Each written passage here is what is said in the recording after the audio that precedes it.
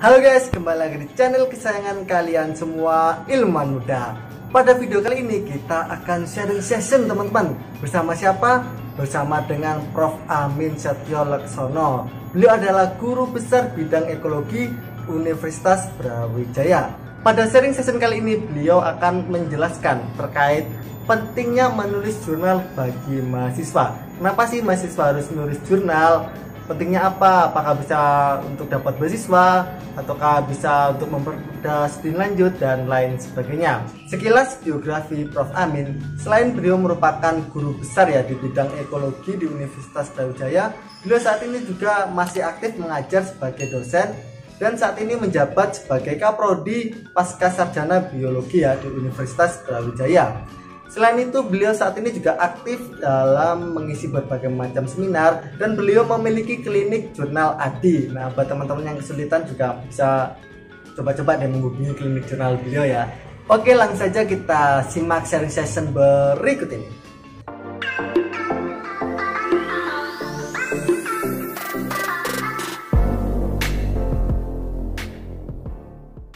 Nah, Prof, begini Prof, kami ingin bertanya. Pertanyaan pertama, apakah setiap mahasiswa itu perlu menulis jurnal, Prof? Apakah hanya mahasiswa tertentu atau mahasiswa yang ingin lanjut itu seperti apa, Prof? Iya, baik. Jadi ini untuk mahasiswa tingkat S1 sampai S3 ini ya, yang mana di dalam kurikulumnya mereka itu ada kewajiban untuk melakukan penelitian. Kalau di S1 penelitian skripsi, S2 penelitian tesis, S3 penelitian disertasi. Maka salah satu produk dari penelitian itu berupa artikel di jurnal ilmiah, ya, terutama itu. Kalau mahasiswa S2 dan S3 ini memang ada ketentuan atau peraturan menterinya yang mengatur kewajiban mereka untuk menghasilkan publikasi dalam bentuk jurnal ilmiah atau proceeding pada seminar internasional. Nah, sementara untuk mahasiswa S1 dulu pernah ada suatu kewajiban, akan tetapi kemudian universitas tertentu itu tidak lagi mewajibkan mahasiswa S1 untuk menyusun jurnal ilmiah. Akan tetapi masih ada juga beberapa jurusan atau program studi yang memiliki kebijakan untuk meminta mahasiswanya agar menulis artikel di jurnal ilmiah. Nah, apa sebenarnya keuntungan bagi mahasiswa, ya khususnya mahasiswa S1 yang mana sebenarnya tidak wajib untuk menulis artikel kalau yang bersangkutan itu menuliskan karya ilmiahnya di dalam jurnal ini. Yang pertama, yang jelas bahwa ada kebermanfaatan dari penelitian yang sudah dilakukan itu ketika penelitian itu kemudian dibaca oleh masyarakat. Masyarakat mendapatkan pengetahuan baru, mendapatkan ilmu baru, mungkin kemudian mereka bisa mereplikasi agar mereka juga bisa melakukan penelitian yang sama. Yang kedua, ya bagi lulusan S1 yang punya rencana untuk melanjutkan jenjang studi di S2 gitu ya, maka ini menjadi salah satu kriteria agar yang bersangkutan itu lebih punya kans yang besar untuk lolos atau nembus di program S2-nya. Jadi bisa diterima di program S2-nya, terutama kalau ingin melamar beasiswa. Itu menjadi suatu track record yang diperlukan agar yang bersangkutan itu mudah nembus ke beasiswa yang ditawarkan baik itu oleh pemerintah maupun oleh berbagai pihak yang ada di luar negeri. Yang ketiga, kebermanfaatan dari memiliki jurnal ini yang bersangkutan sudah mulai belajar dari tingkat sarjana untuk menyusun suatu karya. Ya. Karya tulis ini kan bentuknya bermacam-macam. Ada karya tulis ilmiah, ada karya tulis populer, ada karya tulis yang lainnya. Kemampuan untuk bisa menulis itu sebenarnya merupakan salah satu skill yang kelak ketika yang bersangkutan itu lulus itu sangat diperlukan di dunia kerja, ya, karena nanti yang bersangkutan memasuki dunia kerja di perkantoran misalnya, ataukah menjadi peneliti, menjadi dosen, ya, guru, pengajar, gitu ya, dan berbagai profesi yang lain, itu juga menuntut agar yang bersangkutan itu bisa menghasilkan suatu karya tulis, minimal bisa menyusun suatu laporan atau bisa membentuk atau menyusun suatu proposal. Saya kira demikian. Banyak sekali manfaat dari bisa menulis di jurnal ilmiah. Selanjutnya untuk pertanyaan yang kedua ini, Prof, terkait langkah awal apa yang dilakukan untuk menerbitkan jurnal ilmiah, Prof? Apakah harus penelitian dulu, ataukah harus membaca-baca jurnal yang lain dulu, ataukah harus mencari dosen dulu? Itu seperti apa, Prof? Iya, baik. Jadi suatu karya ilmiah yang diterbitkan di jurnal ilmiah itu merupakan salah satunya adalah produk dari suatu penelitian. Jadi kalau itu karyanya berupa suatu karya yang orisinal, yang asli, gitu ya, maka karya itu harus dihasilkan dari suatu proses penelitian. Untuk bisa menghasilkan karya ilmiah yang bagus, maka juga yang bersangkutan ya harus bisa melakukan penelitian yang bagus dan menghasilkan hasil yang juga bagus, ya. Karya yang bagus itu yang bagaimana? Penelitian yang bagus itu yang bagaimana? Yang pertama, penelitian yang bagus itu adalah yang memiliki implikasi yang luas, ya, baik itu terhadap ilmu pengetahuan maupun terhadap masyarakat. Artinya apa? Artinya penelitian seorang mahasiswa itu ya harus mengikuti suatu perkembangan dari kebutuhan masyarakat maupun perkembangan dari ilmu pengetahuan itu sendiri, ya. Karena apa? Karena nanti hasil dari penelitiannya itu ketika dituliskan di jurnal ilmiah ini akan dibaca oleh kalangan akademik, ya, ilmuwan maupun masyarakat untuk mendapatkan manfaat, ya, bagi pembacanya. Nah, semakin banyak pembaca yang mendapatkan manfaat itu, maka karya itu semakin berhasil diterima oleh masyarakat, ya. Nah, untuk bisa mencapai ke arah sana itu kan kita harus punya ide-ide, gagasan yang sangat up to date, yang pertama. Yang kedua, sangat dibutuhkan oleh masyarakat. Yang ketiga, itu memberikan kontribusi yang signifikan terhadap kemajuan ilmu pengetahuan. Contoh misalnya, saat ini di era pandemi, orang berlomba-lomba untuk mencari solusi, ya, bagaimana menangani penyakit yang ditimbulkan oleh COVID-19 ini. Itu salah satu bentuk, ya,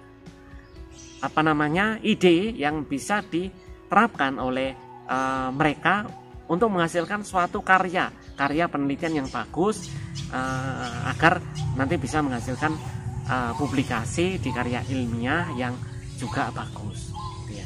Yang kedua, ya, selain sesuai dengan trennya, yang kedua itu memang ada upaya untuk terus-menerus mencari suatu teknologi yang baru, agar teknologi yang dihasilkan itu bisa mengatasi berbagai masalah yang real yang dihadapi oleh masyarakat, ya. Karena bidang saya itu ekologi dan lingkungan, gitu ya, maka banyak contoh di bidang ini, ya, yang memerlukan kajian-kajian penelitian dan masih terus aktual, ya. Contoh misalnya teknologi untuk mengatasi pencemaran lingkungan, itu kan masih terus ya masih terus aktual ya, sehingga ketika kita melakukan penelitian-penelitian yang memang dibutuhkan oleh masyarakat dan dibutuhkan oleh perkembangan ilmu pengetahuan itu, maka di sanalah karya kita punya kan yang besar untuk diterima oleh masyarakat akademik. Nah, selanjutnya Prof, ini terkait tips untuk membuat jurnal ilmiah yang bagus itu seperti apa Prof? Apakah kita harus berkolaborasi dengan dosen ataukah mahasiswa itu bisa membuat penelitiannya sendiri? Itu bagaimana Prof? Ya baik, memang bagi mahasiswa itu ada kewajiban untuk mencantumkan ya nama dosen pembimbingnya di dalam karya ilmiah mereka. Oleh karena itu memang langkah yang paling tepat, mahasiswa harus sering berdiskusi dan konsultasi dengan dosen pembimbing. Akan tetapi itu tidak terbatas pada dosen yang menjadi pembimbing di tugas akhirnya, karena mahasiswa tetap memiliki peluang atau memiliki kesempatan untuk berdiskusi dengan pakarnya, itu artinya dengan dosen yang lain ya, atau peneliti di luar universitas yang bersangkutan ya, atau peneliti-peneliti dari lembaga-lembaga penelitian. Itu proses itu akan semakin menambah wawasan mahasiswa, kemudian akan semakin melatih kemampuan mahasiswa untuk menulis ya karya tulis ilmiahnya dengan sebaik-baiknya. Nah, yang kedua, suatu karya tulis yang bagus itu memang ya diawali dari hasil penelitian yang baik. Yang kedua, track record mahasiswa dalam membaca karya tulis yang lain. Jadi ini memang tidak terlepas dari hal tersebut. Semakin banyak bacaan kita, tentu saja bacaan yang relevan. Kalau di karya ilmiah itu ada beberapa jenis ya bacaan-bacaan yang diperlukan ya. Mulai dari yang bacaan yang kategori yang paling berat, yaitu artikel-artikel jurnal bereputasi ya, yang kalau di Scopus itu pada Q1 dan Q2 ya. Di bawahnya lagi ada Q3 dan Q4 ya, di bawahnya lagi jurnal-jurnal nasional, kemudian buku ya, buku teks, skripsi, tesis, dan disertasi. Ini adalah bacaan-bacaan ilmiah yang perlu untuk dikuasai oleh mahasiswa sebelum yang bersangkutan mulai menulis atau pada saat menulis ya.